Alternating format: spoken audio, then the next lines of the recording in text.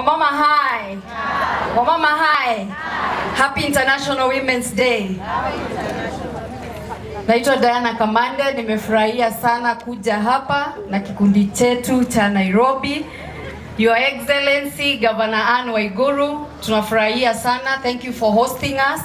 And the strong women, Honorable Gladys Wanga, wamama ambao tunaangalia maana sisi ndio viongozi mnalea.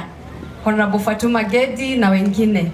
Thank you so much, and thank you so much our leaders, Abi, Waiguru and the rest.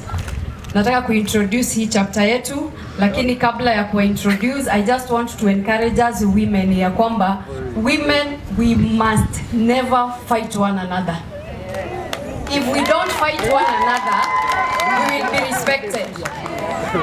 Vita isipotoka ndani yetu, huko nje, hata tukipigwa, we will remain strong from inside. We must learn to embrace each other.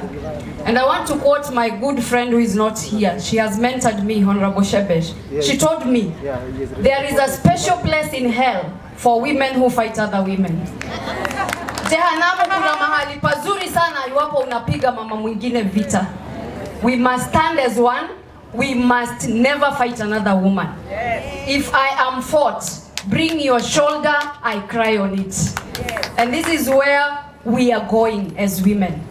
Because we will never, from today henceforth, tuamue ya kwamba mama akipigwa, sisi tutamshika na tusaidie kupiga wenye wanampiga.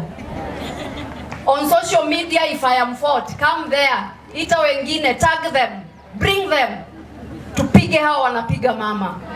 Are we together? And that way we are going to build a united Kenya and a united daughters of Kenya.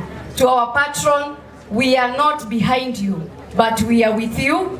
Wakati ambapo unatuongoza as a patron, we will be there to support you.